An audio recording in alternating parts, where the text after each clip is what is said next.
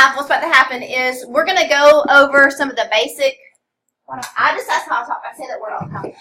But we're going to go over some, I don't even know another word for it, but some of the reactions that are going to lead in, some of the things that are going to go into some of the calculations that are going to happen with this. When you did your equivalence point on Friday, the equivalence point was 8.6, not 7, but y, right? And so here's where it comes down to, do you know your strong acids and bases, and then can you use the Ka of that weak acid, which was acetic acid, to get the Kb of the conjugate base, the salt, and then calculate the equivalence point from that. So there's something to that. I mathematically figured out that it was 8.6, and it's not that hard. But today what we're going to do is we're going to look at the reactions of strong acids and bases, weak acids and strong bases, etc. And no math, not much anyway, today, so that we can go into, after this one there's 2 more acids and bases PowerPoints, and then there's 1 KSPF PowerPoint. So this is kind of the last, okay thing. Anyway, so let's go ahead, and some of this you don't need to know, and I made notes, and we're skipping it. What had happened was, this guy did these in 2013, and for the 20 years before that, if you look at the release exam, number 4 was always a set of reactions. We had to predict it, and they write the key in like handwriting. Have you noticed that as you studied? Maybe you scroll through, number 4 is like a bunch of reactions, and you have to predict the products. That's not really like that anymore. Some of the stuff's good, and I'm going to show you some of a couple of slides I'm going to skip, okay? But that's fine. Here we go. Super fun. So, reactions between acids and bases are called neutralization reactions. Okay, if a strong acid or base is involved, that means the KQ, so the equilibrium constant of the equation or reaction is greater than 1, and the reaction is going to go to completion. Now listen to me.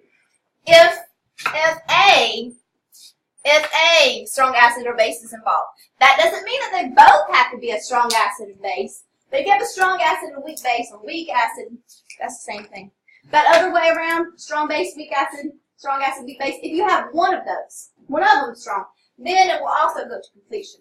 So anyway, there's that. Moving on. So I guess I should erase that. Whatever.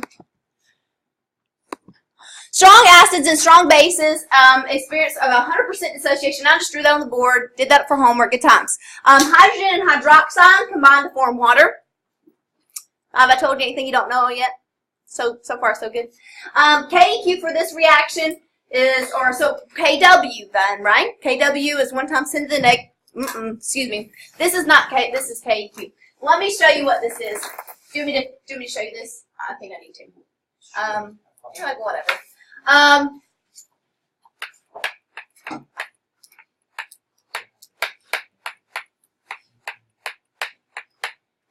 The reason that is 1 times 10 to the positive 14, because it's products over reactants.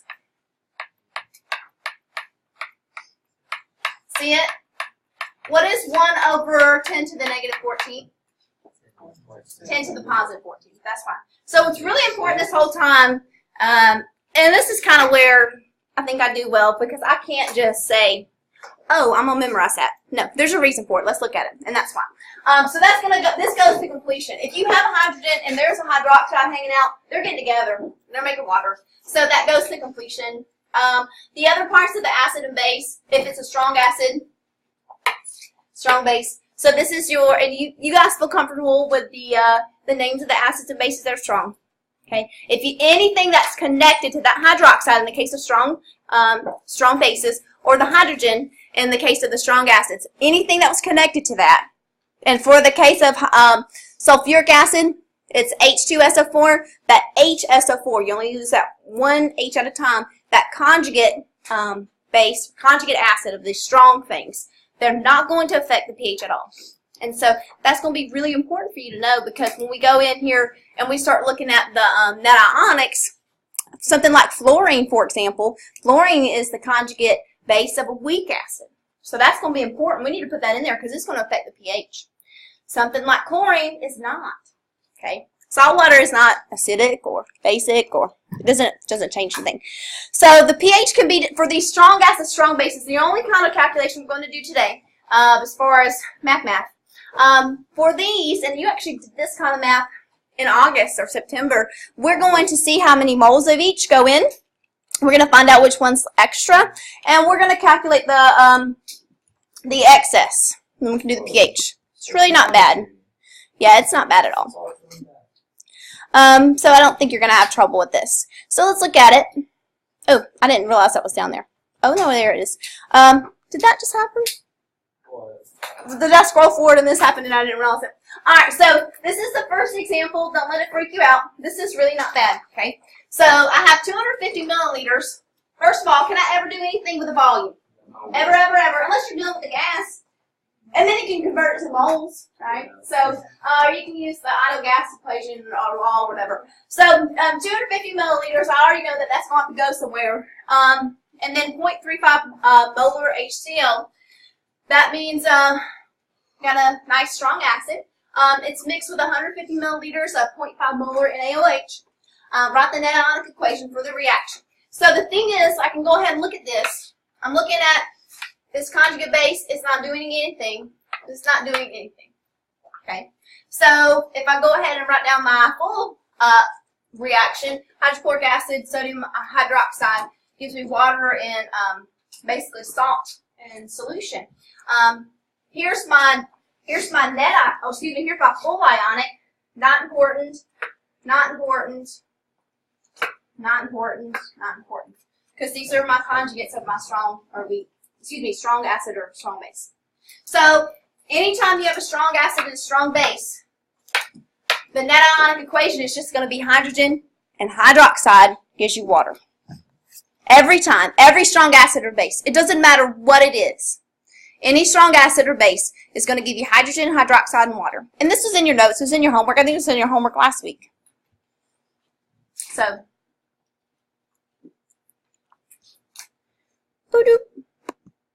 So far so good? All right. I see you writing things. I will wait for you.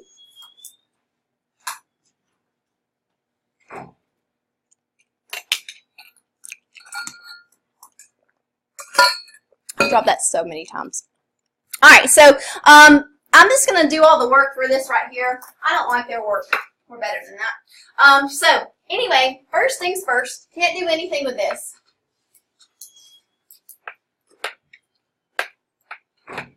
Just get used to that. It is what it is. If you show that you did that. If you show the three little badoop badoop. And that's actually acceptable in the AP environmental exam. But I never told you that. I don't care. See? Not sad. How'd you do? Okay. Anyway, same thing here.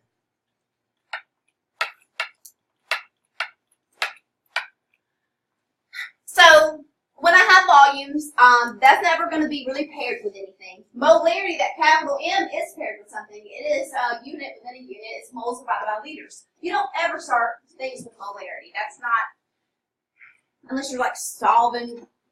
No, that doesn't happen. This happens. This happens a lot. This is a thing. So anyway, what I'm going to do here is I need to figure out how many moles of hydrogen I have. I need to figure out how many moles of hydroxide I have. And if they were equal, they would all make water. But they're probably not going to be equal because that would be too easy. So I'm going to figure out which one's extra, and then I'm going to calculate pH. So let's figure out which one's extra. And we're going to do that by just doing those simple conversions. So go ahead and do this on your own. Look up here if you need help. Find out how many moles of hydrogen and how many moles of hydroxide are in this beaker, or about to be in this beaker. Go ahead. All right?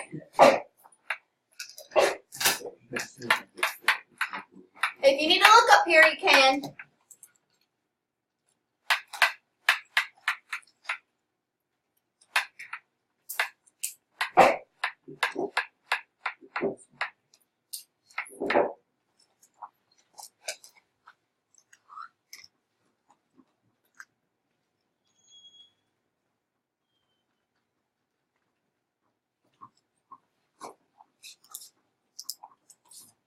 I need to always look at the scientific notation. So,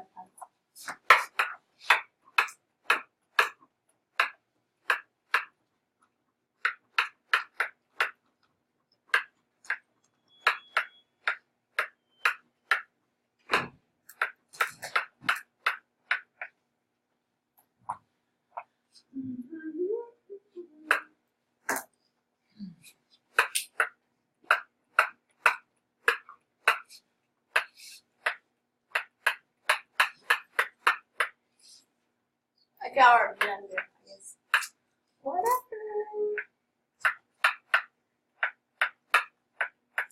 I missed the letter. Whatever.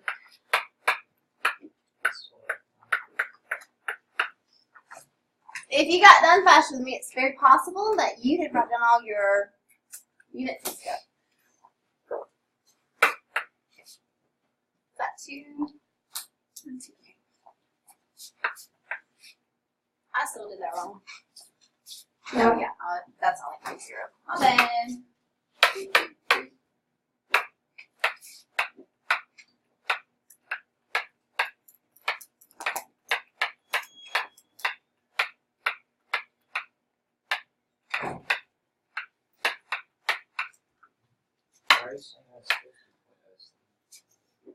What?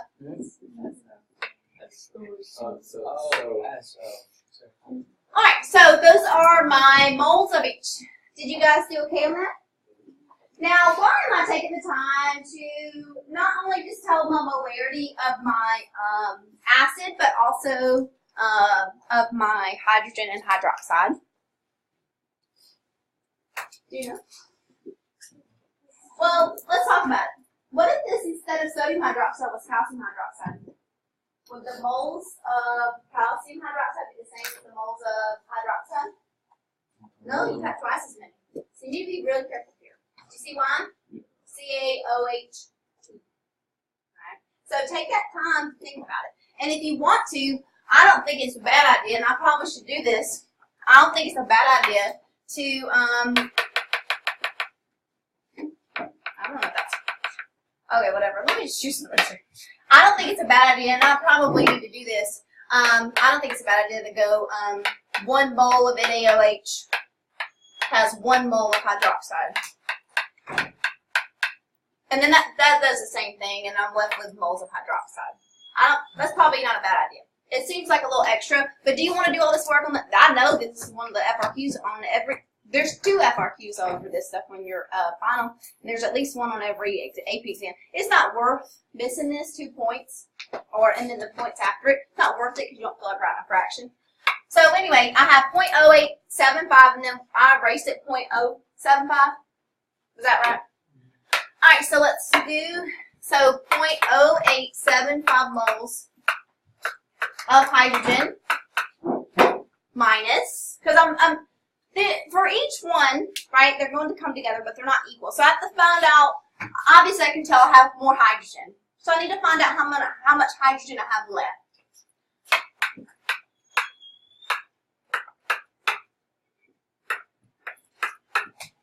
Okay, so have I lost you here? I mean, is that okay? Does that make sense?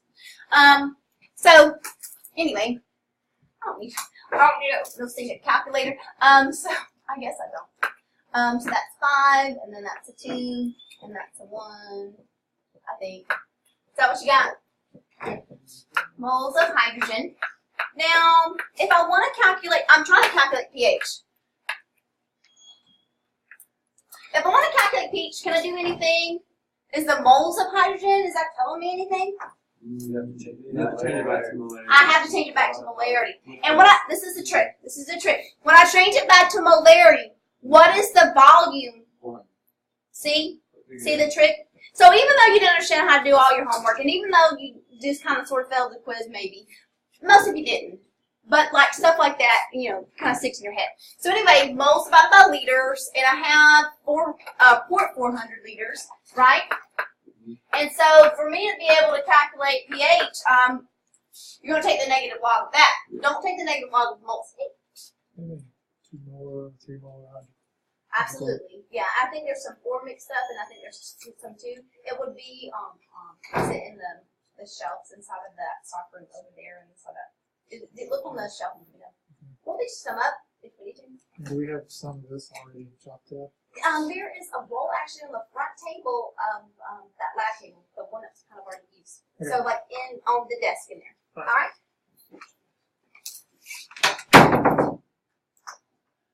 So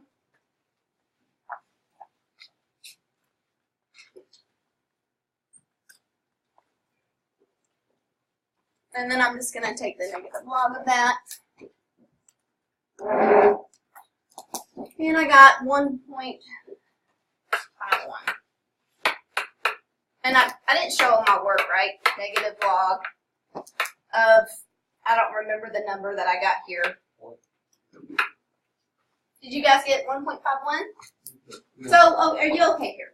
These are the ones you like hope to see. Like you hope you just see a strong acid and a strong base. You calculate the moles of each, you subtract, and you know, this is just one of those things where you have to kind of use your brain. Like, you can't check out on this. You have to reason your way through it, and it's not really that scary. I mean, like I said, I left my notes at home, but I'm just like, whatever. I have to think through it, right? So that's not that bad. We're not going to do the math today for weak and strong. That's a whole, that has ice tables and sadness, okay? Yeah. So we're coming back to that. And actually, the ice tables come back with titrations more than anything. All right, so that's and they got their pH as 1.48, and the reason they got their pH as 1.48 is because they rounded their sig figs early, and that you're not supposed to do that. Like, what we did is right, okay? You don't round your sig figs until the end. So anyway, here we go. Next time we have weak acids and strong bases. So strong bases are going to completely dissociate. They always do. Each OH is going to rip a hydrogen off of the weak acid.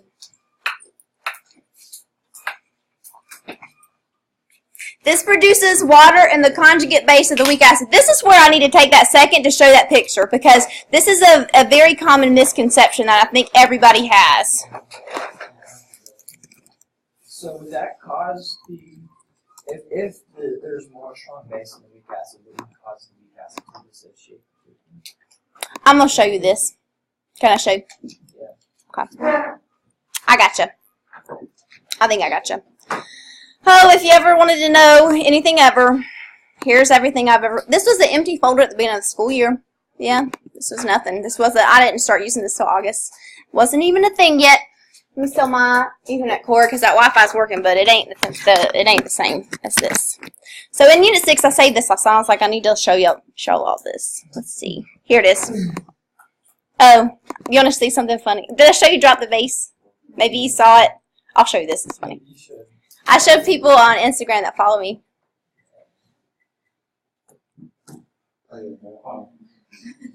There you go. I hope that makes your day. Now back to work. Please watch this. If I have a strong acid, let me find it. Strong acid and a strong base. Weak acid, strong base, weak base. Or strong acid. It doesn't matter. No. The bottom left one? What? Listen to me. It doesn't really matter. If you have 0.1 moles of if we had done that titration curve like we did on Friday, and we had done hydrochloric acid and sodium hydroxide, your equivalence point would have been exactly the same as far as how many milliliters. You need like 28 milliliters, 27 milliliters, something. You didn't need exactly the same amount.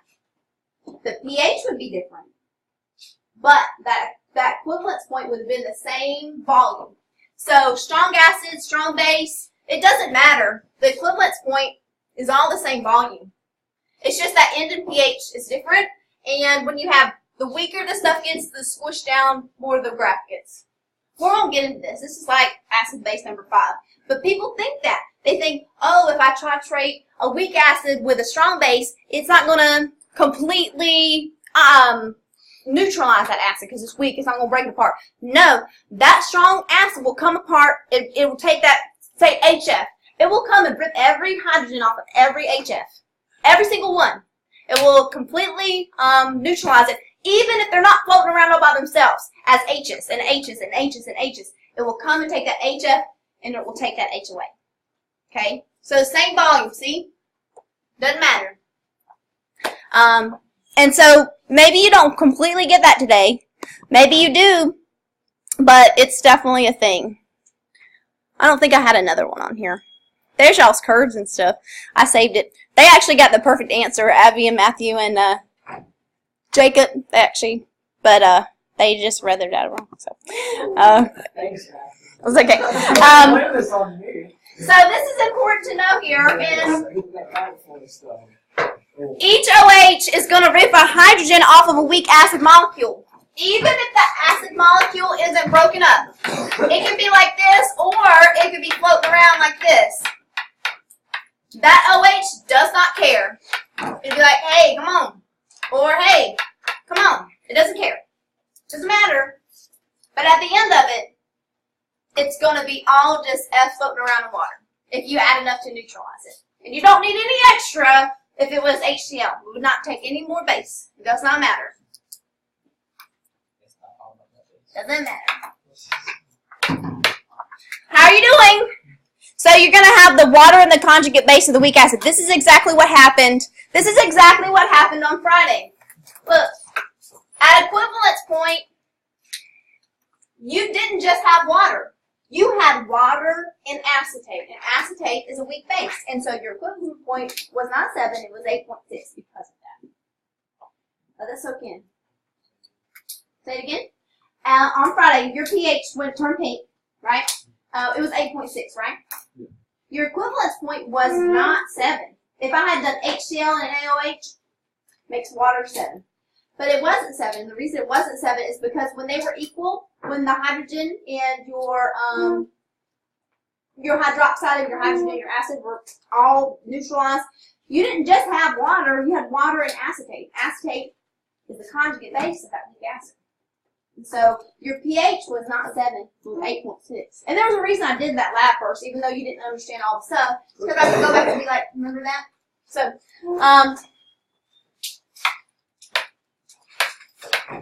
kind of let that soak in. How does that make you feel? Kind of getting it? Yeah. Okay. No math yet, so it's fine. Am I lying? Oh, yeah, no. There's no math. Just has words. Equal volumes of, and look, be careful. This is where you have to know your polyatomic ions. HNO2, this is nitrous acid, not nitric acid. And this is a strong base. That's one of these for every one of those, right? So this is going to go all the way to completion, isn't it? This is completely neutralized. Doesn't matter. So write the net ionic equation for the reaction and identify the aqueous species that have the highest concentration. So my net ionic is going to be my acid and my base. Now let me show you this. I guess I'll write the whole thing and then we'll talk it through. So I have HNO2 with aqueous. If I'm writing the net ionic, this is a strong base, right? Is this going to do anything? Is this right here doing anything? That's K? No. Can you see why I wrote that? Yeah. But it doesn't matter. I can't completely break this up though. And the reason I can't completely break this up is because it ain't completely broke up. Okay? And this is going to go to completion. I'm not giving it a reversible arrow. It's going to completion because it has a strong base. But up here I'm going to get water.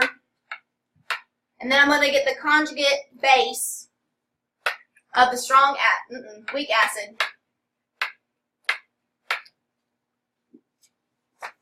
And this is a bounce equation looking good. And this, of course, this is liquid. And this is aqueous. Yes? There's just some of the videos they would write like H3O instead. Well, they would write the strong acid reaction. They write it with the reverse. That's, I mean, yeah, fine. But it's not true. This goes to completion, those go to completion. But in water itself will go back and forth between hydrogen and hydroxide. So that works. This is like hydrochloric acid and something else, and they were reversible. That's what I'm saying. The net ionic for that is hydrogen hydroxide, and that goes back and forth between that and water. But that KW is 10 to the negative 14. It really ain't going backwards that much. I got you. See what I mean? All right, so there's my answer. Let's see what they got. Feeling like that was probably right. Or there. So yeah, cool. The second part was identify the aqueous species that have the highest concentrations at equilibrium. Even though K is not part of the net ionic equation, it is abundant at equilibrium because it's actually chilling out over here watching everybody dance and it's all left alone, but it's over here just hanging out, right? It's just not, it didn't participate. It was right here not doing anything, and it's over here not doing anything. It's not doing anything. So there's that. I don't really feel comfortable giving you a homework tonight because you don't know how to do anything. Right? But what's going to happen tomorrow is I'm going to finish this, and it ain't going to take that long, and then you're going to have a lot of homework. Would you recommend using sheets